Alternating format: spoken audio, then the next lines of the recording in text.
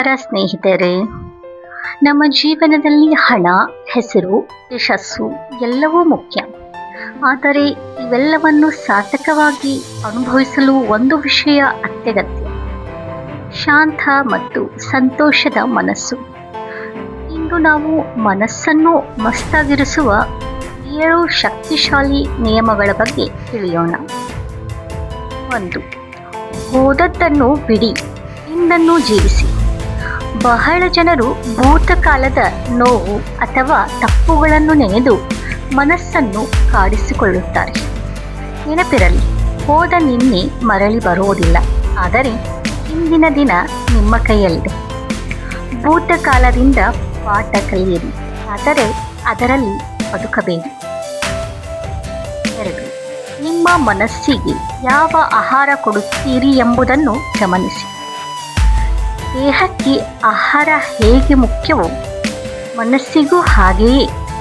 ನಕಾರಾತ್ಮಕ ಸುದ್ದಿಗಳು, ಜಗಳ, ದ್ವೇಷ, ಅಸೂಯೆ ಇವು ಮನಸ್ಸನ್ನು ದುರ್ಬಲಗೊಳಿಸುತ್ತವೆ. ಒಳ್ಳೆಯ ಪುಸ್ತಕಗಳು, ಪ್ರೇರಣಾದಾಯಕ ಮಾತುಗಳು, ಸತ್ಸಂಗ ಮತ್ತು ಧನಾತ್ಮಕ ಚಿಂತನೆಗಳು ಮನಸ್ಸನ್ನು ಬಲಪಡಿಸುತ್ತವೆ. 3. ಹೋಲಿಕೆ ಮಾಡಬೇಡಿ. ಇತರರ ಜೀವನದೊಂದಿಗೆ ನಿಮ್ಮ ಜೀವನವನ್ನು ಹೋಲಿಸಿದಾಗ ಸಂತೋಷ ಕಳೆದು ಹೋಗುತ್ತದೆ. ಪ್ರತಿಯೊಬ್ಬರ ಪ್ರಯಾಣ ವಿಭಿನ್ನ. ನಿಮ್ಮ ಇಂದಿನ ಸ್ಥಿತಿಯನ್ನು ನಿಮ್ಮ ನಿನ್ನೆಯ ಸ್ಥಿತಿಯೊಂದಿಗೆ ಮಾತ್ರ ಹೋಲಿಸಿ. 4.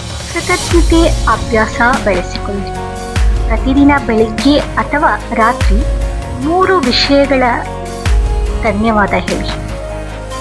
ನಿಮ್ಮ ಉಸಿರು, ನಿಮ್ಮ ಕುಟುಂಬ ಮತ್ತು ಆರೋಗ್ಯ, ಆಹಾರ, ಸ್ನೇಹಿತರು ಇವೆಲ್ಲವೂ ನಮ್ಮ ಜೀವನದ ಅತ್ಯಮೂಲ್ಯ ಉಡುಗೊರೆಗಳು. ಕೃತಜ್ಞತೆಯ ಮನಸ್ಸಿನಲ್ಲಿ ದುಃಖ ಹೆಚ್ಚು ಕಾಲ ಉಳಿಯುವುದಿಲ್ಲ. 5. ದೇಹವನ್ನು ಚಲಿಸಿ. ಮನಸ್ಸು ಮತ್ತು ದೇಹ ಪರಸ್ಪರ ಸಂಬಂಧ ಹೊಂದಿವೆ. ಪ್ರತಿದಿನ ಸ್ವಲ್ಪ ನಡೆಯಿರಿ, ಯೋಗ ಮಾಡಿ ಅಥವಾ ವ್ಯಾಯಾಮ ಮಾಡಿ. ದೇಹ ಚುರುಕಾಗಿದ್ದರೆ ಮನಸ್ಸು ಚೈತನ್ಯದಿಂದಿರುತ್ತದೆ. 6. ಕ್ಷಮಿಸಲು ಕಲಿಯಿರಿ. ದ್ವೇಷ ಮತ್ತು ಕೋಪವನ್ನು ಹಿಡಿದುಕೊಂಡಿರುವುದು ವಿಷವನ್ನು ನಾವು ಕುಡಿದು ಇನ್ನೊಬ್ಬರು ಸಾಯಲಿ ಎಂದು ನಿರೀಕ್ಷಿಸುವಂತಿದೆ. ಕ್ಷಮಿಸುವುದು ಅವರಿಗಾಗಿ ಅಲ್ಲ, ನಿಮ್ಮ ಮನಸ್ಸಿನ ಶಾಂತಿಗಾಗಿ.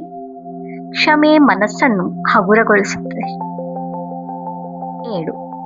ದೇವರ ಸ್ಮರಣೆ ಮತ್ತು ಧ್ಯಾನ. ಮನಸ್ಸು ಅಶಾಂತವಾದಾಗ ಕೆಲ ನಿಮಿಷ ದೇವರ ನಾಮಸ್ಮರಣೆ ಅಥವಾ ಧ್ಯಾನ ಮಾಡಿ.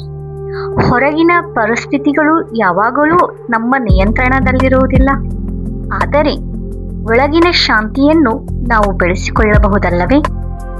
ದೇವರ ಸ್ಮರಣೆ ಮನಸ್ಸಿಗೆ ಶಕ್ತಿ, ಧೈರ್ಯ ಮತ್ತು ಸ್ಥಿರತೆಯನ್ನು ನೀಡುತ್ತದೆ. ಅಂತಿಮ ಸಂದೇಶ: ಮನಸ್ಸು ಮಸ್ತಾಗಿರಲು ದೊಡ್ಡ ಸಂಪತ್ತು ಬೇಕಾಗಿಲ್ಲ. ಸರಿಯಾದ ಚಿಂತನೆ, ಒಳ್ಳೆಯ ಅಭ್ಯಾಸಗಳು ಮತ್ತು ಕೃತಜ್ಞತೆಯ ಹೃದಯ ಸಾಕು. ಮನಸ್ಸು ಮಸ್ತಾಗಿದ್ದರೆ ಸಮಸ್ಯೆಗಳು ಸವಾಲಾಗಿ ಕಾಣುತ್ತದೆ. ಮನಸ್ಸು ದುರ್ಬಲವಾಗಿದ್ದರೆ ಅವಕಾಶಗಳು ಸಮಸ್ಯೆಗಳಾಗಿ ಕಾಣುತ್ತವೆ. ಆದ್ದರಿಂದ ಪ್ರತಿದಿನ ನಿಮ್ಮ ಮನಸ್ಸಿನ ಆರೈಕೆ ಮಾಡಿ.